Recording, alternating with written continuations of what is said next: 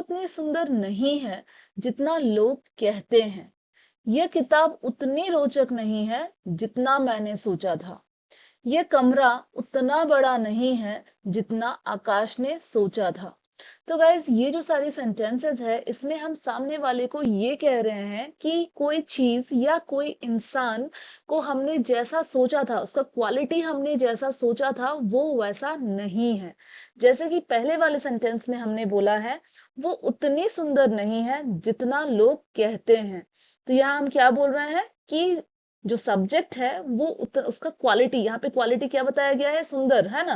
तो वो उतनी सुंदर नहीं है जितना लोग कहते हैं, हमने ये कहा है। तो गाइज इन सेंटेंसेस को हिंदी में हम बहुत ही आसानी से बना लेते हैं, लेकिन इंग्लिश में कैसे बनानी है, कौन सा स्ट्रक्चर फॉलो करनी है, वही हम आज के इस वीडियो लेसन में जानने वाले हैं। इसके साथ और भी कुछ सेंटेंसेस है, चलिए वो भी देख लेते हैं।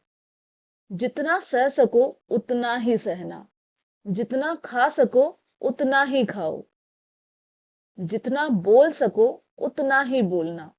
तो गाइज यहाँ पे इन सेंटेंसेस में हम सामने वाले को बोल रहे हैं कि जितना कर सको उतना ही करना। जैसे कि जितना सह सको उतना ही सहना, जितना खा सको उतना ही खाओ, जितना बोल सको उतना ही बोलना। इसमें हम क्या बोल रहे हैं, बोल रहे हैं कि जितना कर सको कोई एक्शन उतना ही करना, हम ये बोल रहे हैं। तो गाइज ऐसे वाले सेंटेंसेस को भी आज के इस वीडियो लेसन में हम इंग्लिश में बनाना सीख लेंगे। तो चलिए सबसे पहले देख लेते हैं ऊपर की इन 3 सेंटेंसेस को कैसे इंग्लिश में बनाई जाती है, कौन सा स्ट्रक्चर इसके लिए फॉलो की जाती है।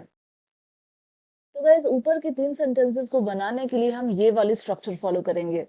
सब्जेक्ट प्लस इज या आर प्लस नॉट, फिर एज लगाएंगे, फिर एडजेक्टिव यूज कर देंगे, उसके बाद फिर से एज लगाएंगे, फिर हम अपना सेंटेंस का बाकी पार्ट यूज करेंगे जो कि प्रेजेंट में भी हो सकता है या पास्ट टेंस में भी हो सकता है।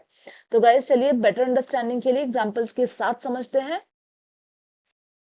सबसे पहला एग्जांपल है, वो उतनी सुंदर नहीं है जितना लोग कहते हैं। तो यहाँ सब्जेक्ट कौन है, वो, कोई लड़की है इसलिए हम शी का यूज करेंगे।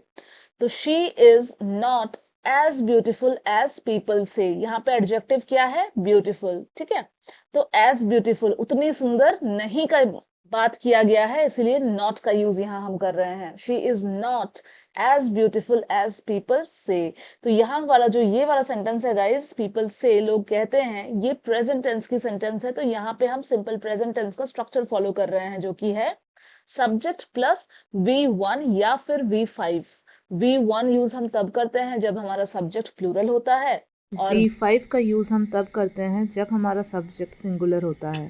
लेकिन यहाँ पे प्लूरल सब्जेक्ट है, पीपल प्लूरल सब्जेक्ट होता है, इसलिए हमने से का यूज किया है जो कि वी का फर्स्ट फॉर्म है, वर्ब का फर्स्ट फॉर्म है। She is not as beautiful as people say.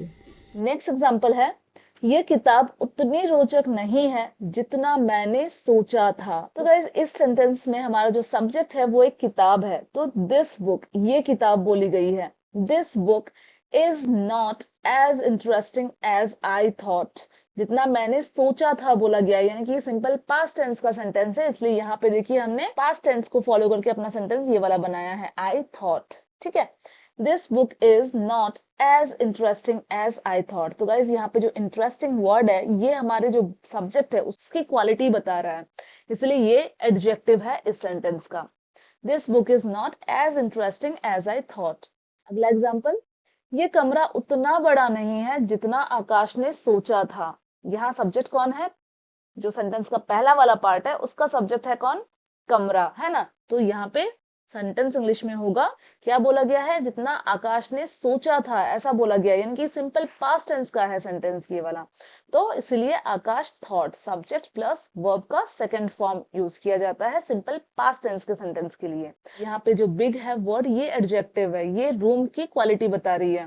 This room is not as big as Akash thought, वो उतनी ईमानदार नहीं है जितना आप मानते हैं। पहले वाले जो पार्ट है उसका सब्जेक्ट कौन है, वो, एक लड़की के बारे में बात करी गई है ना। तो इसलिए शी हो जाएगा हमारा सब्जेक्ट।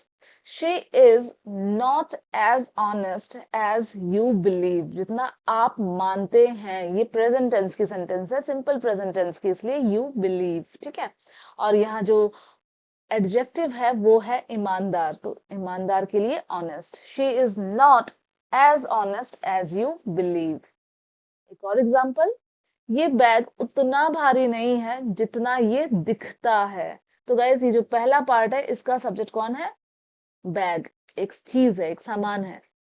तो सेंटेंस हो गया, this bag is not as heavy as it looks. इसमें क्या बोला गया है कि वो उतना भारी नहीं है, तो भारी यहाँ पे एडजेक्टिव हो गया, तो हैवी, एज हैवी एज, ठीक है। This bag is not as heavy as it looks, ये दिखता है, इट हम यूज कर रहे हैं बैग के लिए, फिर दिखता है के लिए looks. This bag is not as heavy as it looks. तो गाइस आई होप आपको समझ में आ गई है कि ऐसे वाले सेंटेंसेस को इंग्लिश में कैसे बनाई जाती है। तो गाइस अब ये जो नीचे के 3 सेंटेंसेस है जिसमें हमने कहा है कि जितना कर सको उतना ही करो, इसे देख लेते हैं कैसे इंग्लिश में बनाएंगे, कौन सा स्ट्रक्चर इसके लिए फॉलो की जाती है। तो गाइस ये वाली स्ट्रक्चर हम फॉलो करेंगे, वर्ब का first form plus only as much as you can. तो गाइस यहाँ पे जो हम वर्ब का फर्स्ट फॉर्म लिख रहे हैं वो उस एक्शन का बेस फॉर्म हमें यूज करनी है जो हम सामने वाले को करने के लिए कह रहे हैं। जैसे कि अगर मैं बोलूं जितना बोल सको उतना ही बोलो, उसका मतलब मैं सामने वाले को बोलने की बात कर रही हूँ, एक्शन यहाँ पे बोलना हो गया, तो हमें उसी का बेस फॉर्म यूज कर लेनी है।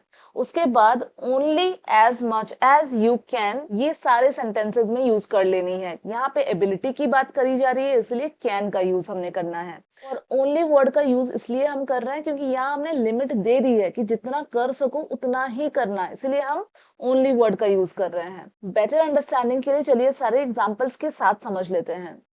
पहला एग्जाम्पल है, जितना सह सको उतना ही सहना, endure only as much as you can. तो गाइज यहाँ सहने का इंग्लिश एंड्योर होता है, इसलिए हमें बेस फॉर्म में एंड्योर को लिखा है। उसके बाद only as much as you can, तुम जितना कर सको उतना।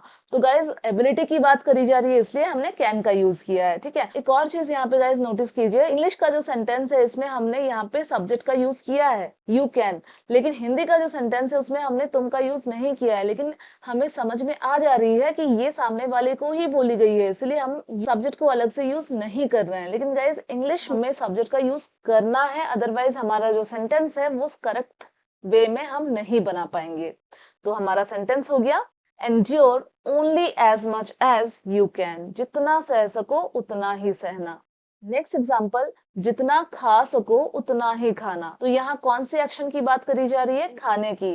तो eat, eat only as much as you can. एक और एग्जाम्पल, जितना बोल सको उतना ही बोलना, speak only as much as you can, speak only as much as you can. तो गाइज आई होप आपको समझ में आ गई है ऐसे वाले सेंटेंसेस को कैसे इंग्लिश में बनाई जाती है।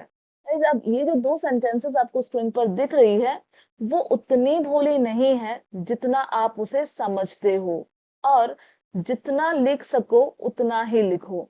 गाइज इन दोनों सेंटेंसेस की इंग्लिश आप जल्दी से कमेंट बॉक्स में बनाइए और साथ ही मुझे बताइए कि आज की ये वीडियो आपके लिए हेल्पफुल रही है या नहीं। गाइज अगर ये वीडियो थोड़ी सी भी हेल्पफुल रही है आपके लिए, थोड़ी सी भी इंफॉर्मेटिव रही है अगर आपके लिए ये वीडियो, तो इसे लाइक करना बिल्कुल नहीं भूलिएगा, अपने दोस्तों के साथ शेयर भी कीजिएगा। और साथ ही अगर चैनल पे नए हैं या अभी तक अगर आपने चैनल को सब्सक्राइब नहीं कर रखा है तो इसे जल्दी से सब्सक्राइब कर दें। Thank you so much friends for watching, bye.